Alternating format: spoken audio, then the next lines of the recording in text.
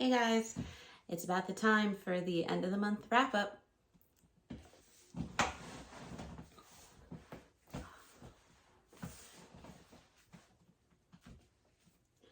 Hey guys, welcome back to my channel. If you're new here, I'm Nicole, and if you're not, thanks for sticking around with me on this bookish journey. As you may know from the title, this is the end of the month wrap up for what I read from I think August 15th to the end of the month. I do have a mid-month wrap up that I'll link in the description below for everything I read from the 1st of August through the 15th of August. And that basically covered Spoop-a-thon, Final Book Support Group, and I think the first half of Magical Readathon. So for this half, like I said, it's going to cover the second half of Magical Readathon, Trope-ical Readathon, and Polarthon, but we all know that Polarthon, there were no prompts for Polarthon, so basically everything counts. By the 15th, I had finished everything I needed for my female character in Magical Readathon. So basically going forward, everything that I'm reading for Magical Readathon is for my male character that I created because I'm crazy like that and I had to have a male and a female character. My male character, Farron, is going for the Beastmaster discipline. And that had a little bit more than my herbologist one, which is what my female character ended up with. So before we get started, I wanted to take a little point because I did have my birthday book haul and then I had a second discount book haul, and I'll link those down in the description below if you want to check those out. Basically because August was my birth month, I got some presents, got to do a little book shopping, and you can check out the videos to see what I got. But as part of that,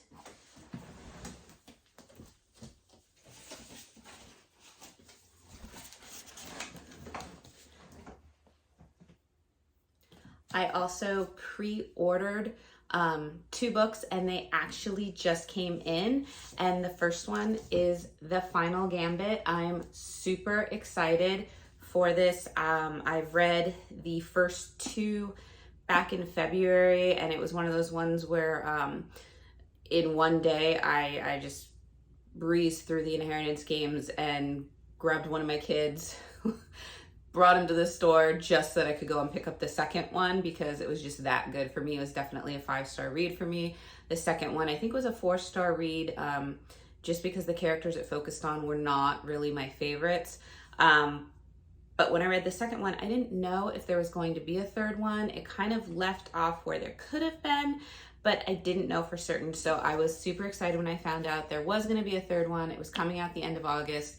Went and pre-ordered it, got it. Don't know if I'm going to fit this in with September because I already planned that T.B.R. For Becca's Bookopoly. Once again, I'll link that in the slew of videos going down below. But if I get to have more rolls and I finish everything I read for Becca's Bookopoly, then I'll try to roll and see if I can fit this one in.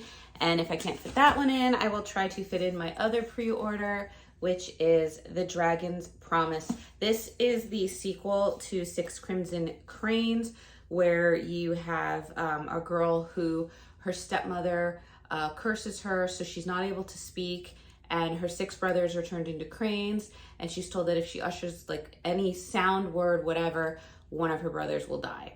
So that followed the first part where she had to try to break the curse and free her brothers, during which she has sort of a dragon companion that she's talked to on and off again. There might be a little romance there, but she gets guidance and she gets the dragon's pearl, and so now she has to return the dragon pearl in order to kind of save the kingdom, almost, as it were.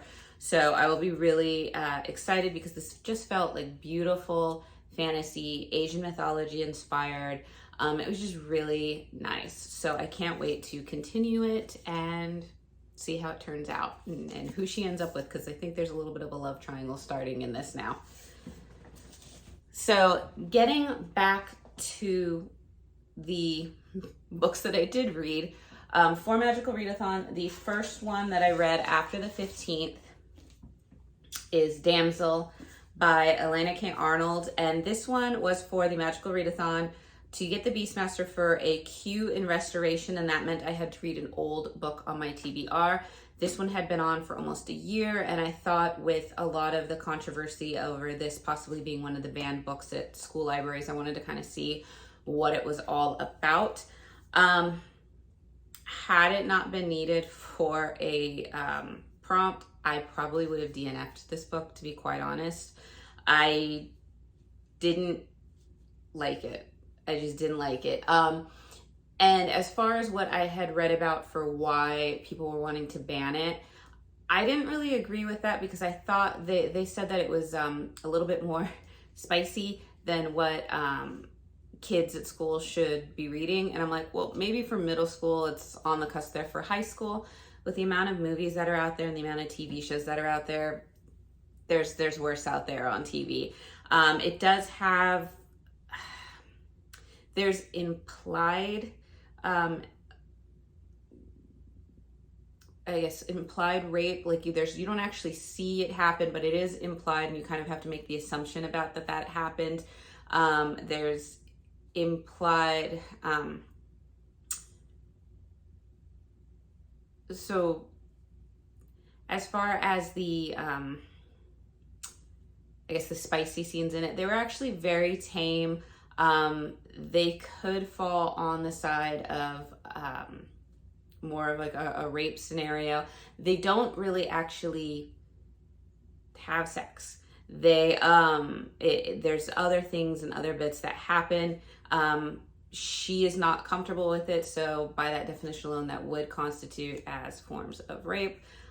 So if that is something that hits a nerve with you, you don't want to read anything regarding that. If it's a trigger, definitely, it could make you feel very uncomfortable.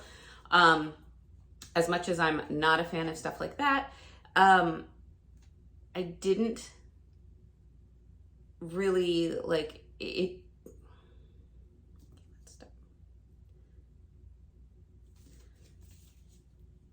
So the book that I read, first up was Damsel by Elena K. Arnold. This one I read for, once again, my male character for the Beastmaster prompt, and this was a queue in restoration, which was to read one of the older books on my T.B.R.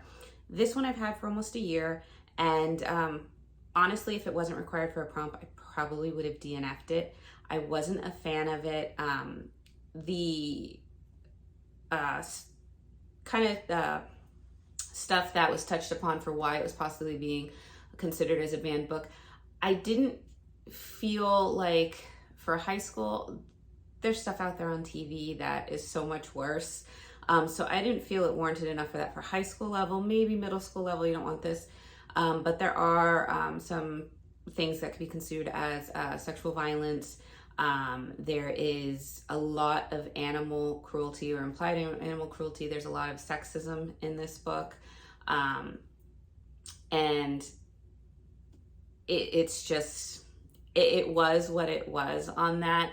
Once again, I think there's other books that cover similar topics that are allowed in the library. So I didn't really see on that alone why it would be, because it's a learning opportunity. But as far as the way it was written, I didn't like it.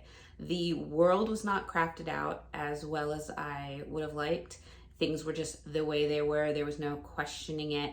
And I get from a standpoint, if you're trying to make a point about, sexist behavior, then, I mean, kudos, you kind of did that, but not well enough for me to really, I don't know. It fell flat on that. I didn't like really where the story was going. I predicted what happened, what was gonna happen right off the get-go. So there really wasn't any surprises.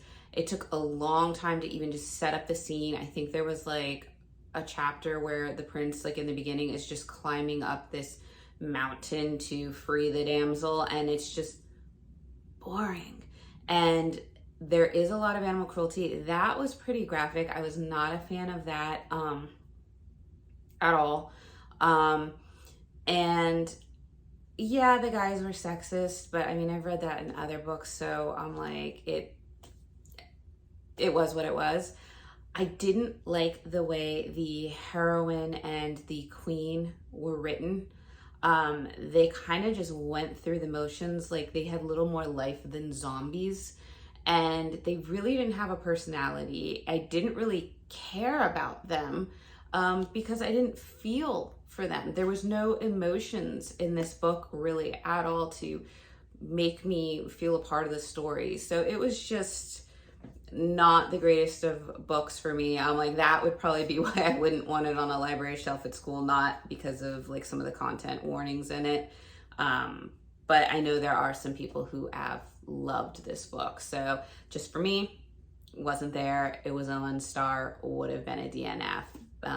At one point, if I have to do an unhaul, this will probably be one of the ones that I unhaul. So after that, I went and read Fortuna Sworn by KJ Sutton. And this was actually a buddy read that I did with my friend Darcy. And we both e-read it on our Kindles. And for me, it was a 4-star read. And also for Darcy, I ended up finding out from her that she also would have rated it a 4 stars. It was really good. The spice in it that I was expecting was actually very tame. Not really a lot. Very kind of beautiful but messed up fae world. So take that for what it is. I was not a fan of the love interest. He kind of had this coming and going. So seeing as this is part of a series, maybe they build upon that more. Maybe they build upon him more. For me, why it really was a 4-star, aside from the fact that the kind of character faults that I found with the prince or king of the fairies, if you will, I felt that she has to undergo some trials in there to try to free her brother, who has been captured, if you will, by the Fae Kingdom. And so Fortuna goes to free him, only finding out that in order to do so and get the power that she needs to free him, she has to undergo certain trials. And the trials were good trials. It just felt maybe a little reversed or maybe a little anticlimactic, because the first trial that she undergoes, there's a lot of time put into it. It's very much, you feel kind of the tension in there. The second one, I felt like just finished. There was no real danger. There was no real threat. I didn't feel that. And then the third one, which the concept for it would have been very, high stakes, but I feel like the way it was presented and the way that that Fortuna had grown, she recognized the fault in it really quickly, so that it didn't feel as traumatic or as like life ending as a final trial should have felt. So for those, it kind of took it down a notch for me, but it was really good. And I ended up really loving the character Lori in it. So I was really excited when the book left off on a cliffhanger that kind of led more towards Lori and who Lori is.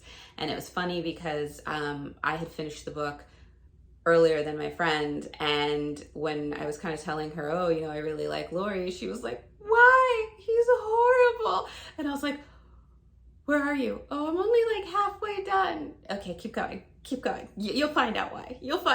And so by the end, she was like, oh, okay, I get it. So yes, Lori for me was my favorite. I'll be curious to see where things go. I do like the character of Oliver as well, which is kind of this guy that she's dreamed up and created in kind of a dream world in her mind, and he's kind of her respite. And I don't know if he's real or not. It could go that he's real and he's just there, or it could go that she really did just make him up, and it kind of is heartbreaking if she really just make him up, because Oliver is really sweet. But once again, things to find out in the next book to come, which I did talk about that is one of the spaces I landed on in Polarthon, so I will get to be reading the sequel, Restless Summer, in the month of September. So I'm excited to pick up where we started off, find out a little bit more about Lori. And yeah, so the next book that I read is Stormcrow by Kaylin Josephine. This one I rated 4 stars. It was, once again, for Magical Readathon. Fortuna Sworn was, I believe, I didn't mention what that one was for. Fortuna Sworn was for the O that I needed in alchemy, which was to pick the worst book on somebody's TBR. And for that prompt, I chose the worst books of 2021 from Steph Loves. And she ranked Fortuna Sworn. I knew I had wanted to read it, so that's where that one fell and completed that one. Stormcrow was also for the Beastmaster. This was for a D in Animal Studies, which this fulfilled the Q prompt, the qualified prompt, and that is to have a book with a raven on the cover in the title. Sadly, I don't have any books with raven on the title. Even the books on my Kindle that did have raven, they weren't the first book in the series, and I wasn't going to read that. So I decided to kind of stretch it a little bit and go with crows, because a lot of people mix up crows with ravens. They look very similar, so I figured, why not? And as you can see, it has tons of them on this. So this one I rated, once again, I rated it 4 stars. The world in this I found very intriguing. So you have this world of Elucia, Rodaire, Trundle, like all these different kingdoms.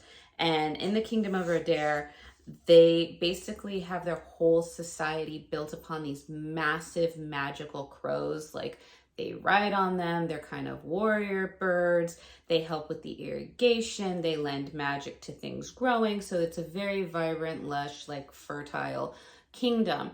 And you have the main girl who, I forget her name, is Princess Anthea.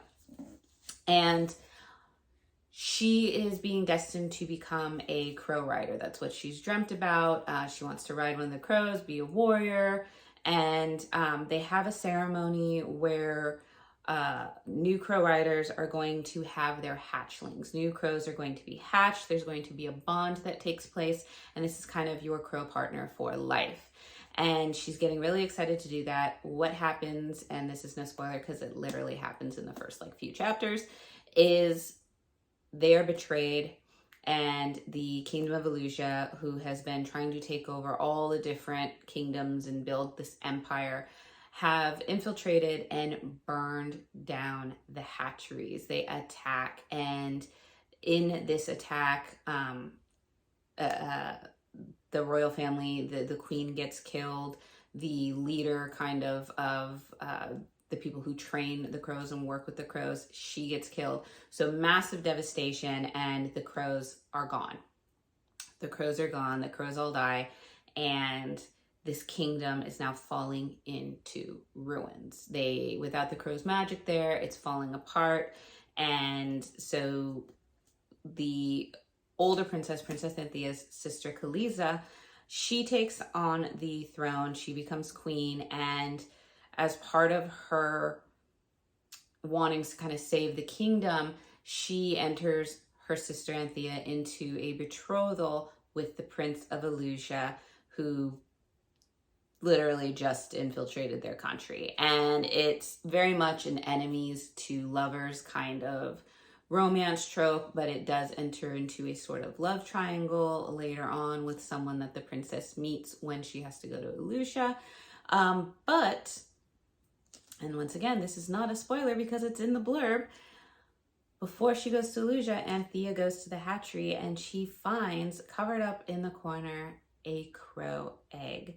So now, while she's going into enemy territory, she takes this crow's egg with her. She must keep the crow safe, because if she can hatch this crow, magic might return to Rodaire.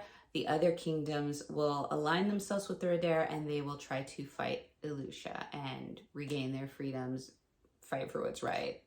The whole save the world scenario rests on her being able to hatch this crow's egg. So there are a couple of intriguing surprises along the way. This is the first in what I think is a duology. I think the next one is called The Crow Rider. If that doesn't give you any spoilers. But this one was really good. I really liked the world. The characters I felt a lot more for these characters than I did in other books that I read.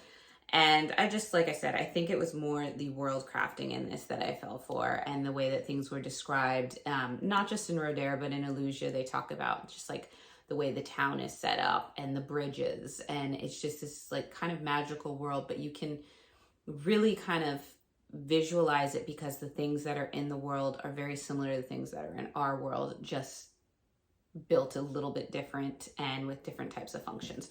So this was a very good pickup, and I think I only got this for like $2.99 or $3.99. I got it at a discount store. So for me, it was a wonderful surprise when you don't pay a lot for a book and it ends up being fantastic. So yeah, read that one. So next, I ended up switching out books. I need my notes for this one. So originally, this one was for my restoration prompt to get a Q in restoration, but this was for the O part. She had to read in order. And for the O or ordinary, you needed to read a book with a single object on the cover. And originally I started out with this book being A Knight of the Seven Kingdoms by R.R. Martin. And I tried to read a little bit. I soft kind of DNF'd it. I don't know if I'll go back to it. It'll be interesting. It just wasn't really for me. It felt like when I was younger, there used to be these kind of condensed, more child, like written for a child versions of classics, and it felt that way for me. I didn't really care what was going on. It just felt kind of like knocked down in writing style. So it just wasn't there for me. And so I was like, you know what? I've already, at this point, I've had 2 DNFs. I've had 2 1-star books. I really just kind of want to read something that I know I'm going to like. And so I had just gone on my, a little bit of my book shopping spree for the first part of my book haul. And I had picked up Neon Gods. And as you can see, it only has a chair on the cover. So I figured, I've heard wonderful things about this. I'm going to go with this. I'm going to switch it out. So I did a little switcheroo, and this ended up being my O for restoration, which was to read a book with a single object on the cover. This was a 5-star read for me. It threw me at first because it says it's based on Greek mythology, and I wouldn't say it's based on Greek mythology. I would say it's more inspired by it, because the first and foremost, you're talking about, this is supposed to be a Persephone's and Hades retelling, if you are.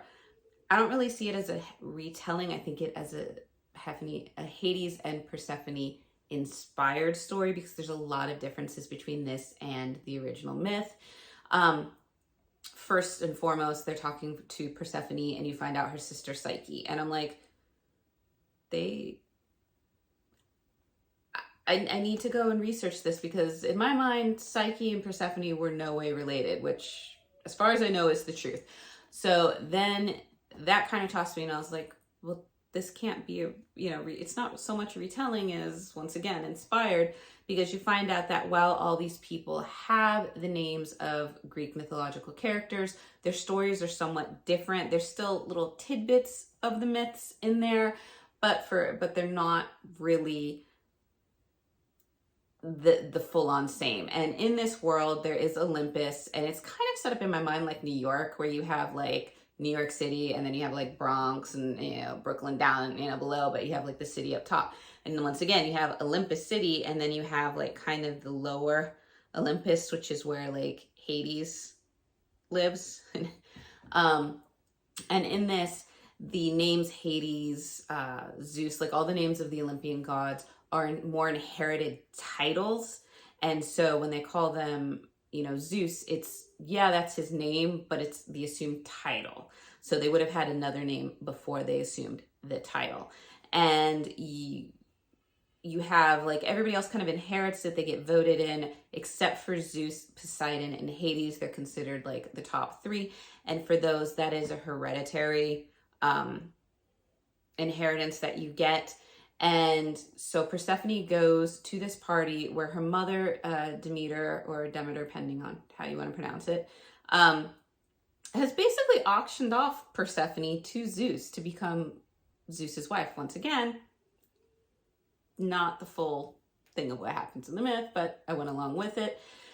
Persephone wants to get the heck away from him because the last 3 inherited titles of Hera that married Zeus all ended up dead. He has a penchant for possibly murdering his wives. So Persephone doesn't want any of that, can't believe her mom did what she did, and in a flight of panic, literally runs away.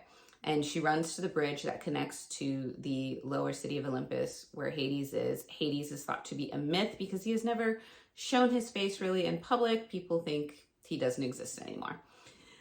Lo and behold, she's running across the bridge for her dear life, and who shows up there but Hades. So Hades and Persephone enact a little pact that they're going to try to get back at Zeus and at Demeter and some of the other Olympians for allowing things to just kind of get out of hand the way they were, and for certain reasons I will not go into because that would be a spoiler on why Hades has this ongoing grudge with Zeus. Enter a little bit of, we'll just call them public displays of affection, which seems to be a ongoing theme in this one. However, the way that it's handled, I felt was more tasteful than what I was expecting when I found out that that's where the spicy scenes in the story were going to be going. So on the spiciness, a few scenes, they were pretty good, but actually a lot tamer than what I thought when, like I said, that I found out that there were going to be these public displays and that certain acts were part of their pact. I was like, okay, let's, sure, why not? And kept going with it, but actually it fit the story, it made it. But what I really loved about the story, aside from they're kind of like forced proximity, because she has to be there. She can't go back to Olympus, otherwise she'll be in Zeus's, clutches. The forced proximity, a little touch of witty banter of what you find in like an enemies to lovers trope. I loved the relationship that builds between Hades and Persephone as they explore kind of like Hades' city and she understands him as a person. There's just a lot of kind of cute scenes in there, mixed in with the spicy ones, but it just was a relationship that you kind of really wanted to root for. And no lie, when I was getting to the last bits and parts of this, sure, I could go to bed, but now I'm going to keep reading because the climax that it was hitting in this book was interesting. Like I could see it unfolding in my head the way as if I was watching a movie, and I love it when a book does that for me. So I really liked it. I do have the sequel, Electric Idol, which is Persephone's sister Psyche's story. So I will be interested to continue with this series and find out what happens to the next couple in the cities of Olympus. That is also on my Bookoplathon T.B.R. So spoiler for that. But definitely this was a 5-star. I think this was the only 5-star of everything that I read from the 15th through the end of the month. So next I ended up reading Beast of Night, which has a beautiful cover on it. And this one I ended up reading, it's not in there, where's my notes? Beast of Night was also for restoration. This was for the Q prompt, which was to read an old T.B.R. book. So once again, I think I got this at the same time, if not the same order that I got Damsel in. And this is a duology. This is the first book in the duology. And this one was very interesting as far as the basis for the story, because it's set to Nubian mythology, which is something I've never encountered before. So I was really interested to see that. And I liked the story because it felt, setting wise, the only way I could think about it, it felt like Agrabah from Aladdin, where they had kind of the markets and you had the sand, and there was like, I guess there was like a jungle off for forest to one side. But from the descriptions, it just felt like Agrabah to me. And I don't know if that's where they were going, but that's what I got and I loved it. But you basically have this world that you have the elite, you have the soldiers, everybody, and then you have the people who live outside the palace. And in this world, sins weigh you down. And to be a member of the royal family, you can't really be seen as having sin. So what they do is they have these kids that are known as sin eaters. They call them Aki, I believe, Aki or Aki. I'm not sure how to pronounce that. And these kids are found at a very young age through like these horrible conditions. And they're basically orphans. They're taken away from their families and they're forced to train to learn how to eat sin. And what usually happens is a mage will come, find one of these, you know, one of these Aki, one of these children, and some of them can be like as little as 5. And they take them with them to someone's house or the palace, wherever there's a sin. And the mage will basically have some sort of spell that they use that brings the sin out of the person who actually committed the crime, did the deed, whatever. It will come out of their body, take the form of a sin beast. And it can be anything from a spider to a lizard to a dragon to a lion. It becomes this animal. And the sin eater or the Aki has to combat this sin beast. Some of them end up dying. Remember, these are kids. And when they do kill the sin beast turns into like this goop, and then it turns into a powder that gets lifted into the air and basically goes down the throat of the Aki, and it will form a tattoo of whatever sin beast it was that they killed on their skin. So as it goes, when a sin eater can't eat anymore, their body starts to lose sensations. They might not be able to walk anymore. And they basically, as they nicely put it in the book, they cross over. And I just was kind of like, the mom in me kind of screamed out. I'm like, these are babies and they're having, you know, they're innocent themselves and they have to take on the sins of other people. And then that ends up killing. That was gut-wrenching for me. But as far as a mythological world goes, it was very intriguing to me. The fact that you would have a child be trained in this to eat the sins of adults and other people. It was just very intriguing. But you have the main character, which is Taj. And Taj, at this point in time, he's basically eaten more sins than anybody else.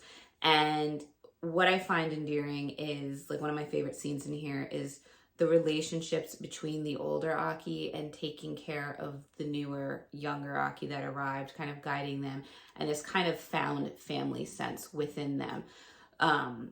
So Taj helps take care of them. He's one of the older Aki. I think he's like 16 or 17. And he gets called in to take care of one of the sins with one of his friends that the king has. And when he goes to take it on, he actually talks to the sin beast and commands it without knowing that he can. And when that's all said and done and he's absorbed the sin, he is then set upon by the royal household to be captured. And he doesn't know why, so he's running, obviously. And long story short, he ends up having to work for the king as their official sin eater. The Aki from the neighborhood that he grew up in are kind of feeling betrayed by him. He feels as an outcast. The only one that kind of feels on his side is the princess, who to Taj is like a goddess. She's beautiful, she's sweet, she's innocent, you know, everything good in the world. And he starts being forced to train other Aki and go to like this kind of camp where they train them. And through being in that camp, he starts to find out that there's a little bit of a rebellion going on and that they need him in order to make their plans real. And so you're kind of finding out what this plan might be, why they kind of want this plan, and what part Taj is really supposed to play in it. There are a couple of twists and turns in this one. It will be interesting to read the sequel, see where it ends up, because I do own the sequel. But for me, this one I ended up rating a 3-star. It wasn't that it was essentially bad. It felt a little choppy at times, where on one end you'd be reading it and you felt like, oh, okay, this is where we're going. This is where we're going. Chapter end, next chapter begins. completely different scene. Like the chapter that you just read did not happen at all. And it kind of left you hanging on those moments. And then like a few chapters later, they'd mention something that goes back to the chapter. So it would be a little disjointed at times. You could kind of see things starting to unravel on who was good and who was bad. Pretty early on, I kind of had a sense of where things might go. So it was slightly predictable in that way.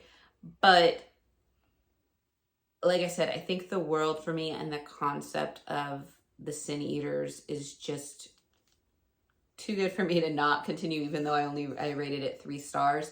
I think this one for me, like I said, because it was a little choppy, a little bit predictable, I didn't feel as thrown into the mythological and kind of magical aspects as I would have liked. I actually think, though, with the concept being how it is, the way that it's written, I know this is a YA, and I think it is perfectly suited for a YA, because I do think for teens, it is a pretty good book. I think they'd probably rate it higher than I did. But this is one of the 3 stars that I probably will continue series-wise. I know I've had other book series where they were like a 3 star, and I am still on the fence of whether or not I'll finish them off. This will probably be one that I will end up finishing, because it's only one more book. I already own it. And like I said, that whole concept of eating somebody else's sin and then it becomes a tattoo on your body, and just how they're kind of treated as like the unclean, and it's got a lot of interesting political aspects of it mixed in with the magic. So left off on a little bit of a new direction, so we'll be curious. So finally, the last book that I read was the smallest book on my TBR. No lie, smallest book on my TBR. And that is The Velveteen Rabbit. This was one that came in like a little gift pack. It had like a little velveteen stuffed animal with it, and it was for my kids. And I read this one for my Beastmaster to get the D in Animal Studies, which was to read a book with a rabbit or title on the cover. Out of all the books that have rabbits or bunnies that were more thriller-esque for me that I didn't really want to read, this is the only one that I saw that I felt like, okay. Plus I owned it, so there's that. But this is The Velveteen Rabbit by Marjorie Williams. This is an old classic. It was, even though it says it was like 80 something pages, I mean, yeah, there were some books where you had, I don't know if you can really see how much wording there was. So there were some pretty wordy pages. There weren't as many pictures as I thought. But this was a classic I read when I was little, and I loved the story because it's all about how if you love toys, you give them life, and when you no longer have them, it's because you've given them away. The love that you gave them life, and they are now out being real stuffed animals or real toys or real trains or whatever it is. And that's kind of the concept with this one, is you have this Velveteen Rabbit who is loved so much by a boy, and then the boy gets sick with the Spanish influenza that goes on, because this is early 1900s, and at that time you needed to like take everything that the child was near and purge it, burn it, buy them all new things because of the fear that the virus could come back. And the little bunny gets taken outside, and before anything is to happen, he gets away from it, and walks a magical blue fairy, and she makes him real. So even though that is spoilers, I feel like as a kid's book, you can give away the spoilers and still read the story because they're so short. Rereading this as an adult, I was kind of like, wow, the little Velveteen Rabbit was bullied by the other toys, which was kind of sad. But it was cute to see the little boy and the little journeys that he kind of took the Velveteen Rabbit on. And then once again, when he does, as a toy, meet real bunnies for the first time, there's a little bit more teasing or bullying, and I felt kind of bad. So it was kind of nice at the end when he's able to be real, kind of like the ugly duckling, you know, he reclaims his title, and he's a real bunny. And it just also kind of delves into the whole, you know, what is truly real, because in the eyes of the little boy, the Velveteen Rabbit was every bit a real rabbit. And so it just had moments of sweetness. It was cute. it's still probably one of the cuter classic kid books that I've read. So this one, if I don't like rating kids books, I usually liked it or didn't like it. But for the sake, if I had to rate this, I would say 4, just because I wasn't a huge fan of the toys bullying the other toys. Just, get along. You're all toys in the kids' room. But still very cute. So that is basically what I read towards the end of the month. I fulfilled all my prompts for both my characters for Magical Readathon, so they both got their achievements, so yay! I didn't get to go on any of the quests because I was so focused on getting the actual curriculum books done. For Trope-ical Readathon, a lot of these books didn't, I have to read my notes because I can't even remember. The Stormcrow fulfilled a prompt for taking place in another country because it was this magical world. Fortuna Sworn was the mixed media prompt that it fulfilled an audiobook or an ebook prompt. But other than that, I really didn't have that much more for Trope-ical Readathon, so I did not complete Trope-ical Readathon, aside from not reading the 2 prompts for Team Romance, which was to read a book with a bodyguard type trope or a friends to lovers trope, or read, I picked, I think it was Spoiler Alert, was the romance pick for the team, and then you had to either read the friends to lovers or the bodyguard trope. I didn't read either one of those, and I fell short. It looks like 1, 2, 3, 4 books. So I was about 6 books short of doing Tropical Readathon, but there were a lot, because I think when you take those 2 books, you have 2, 3, 4, 5, 6, 7, 8, 9, 10, 11, 12, 13, 14, 15. There were 15 books total in Tropical Readathon alone to read. So I knew that the other prompt, like the other readathons, because of Magical Readathon, I'd been with that from the start. So I knew I wanted to continue with that and finish that. So sadly, Tropical Readathon had to take a little bit of a back seat. It does give me goals for next time Tropical Readathon comes along, because I did find it interesting and fun, and it did prompt me to really challenge myself with the type of books that I was trying to put into each prompt. So I would gladly try Tropical Readathon again. And then for the last readathon that took place over the whole month was Polarthon. As you know, Polarthon did not have set prompts for it, so any book you read counted. And as I said with the beginning, Jade over at JD Ray Reads that hosted Polarthon, she was doing it to raise money for the polar bears, and a lot of proceeds went, like if you bought bookmarks or cups or anything, those proceeds went to the polar bears. Any donations made during her live chats went there, as well as people setting up their own goals for donations. So if you watched my T.B.R. for the month of August, I said that for every book I finished, I would donate $1 to Polarthon or to the Polar Bear Foundation. So I ended up finishing, 12 regular books, 13 if you count The Velveteen Rabbit as being a children's book, and I had 2 DNFs. So I had a total of an attempted 15 books. I went with that because it's for a good cause. I'm not gonna jilt them because I didn't finish a book. And I decided at 15 books, why not just round up? So I ended up doing a $20 donation to Polar Bear Foundation. I would have loved to have done more, but times being that they couldn't, but I was happy to make at least some donation, and I was happy seeing that there were a lot of other people that pulled up together to help the Polar Bear Foundation, and do Jade proud. So I hope she was proud with the amount, and happy with the amount of people that really felt as strongly as she did about something she's so passionate about. So kudos there. Other than that, that is basically it for what I read. Let me know in the comments below if you've read any of these books that I read, if you had different opinions, if you rated them higher, if you rated them lower, if there's other books that maybe you heard me like that I read in the month of August, that it would be one of those, oh, if you read this by this person, you might like this, because I'm always looking for another book to add to my ever-growing TBR list. And I just wanted to say thank you for sitting tight and listening to me, and I hope to see you in my next video. Yeah, bye.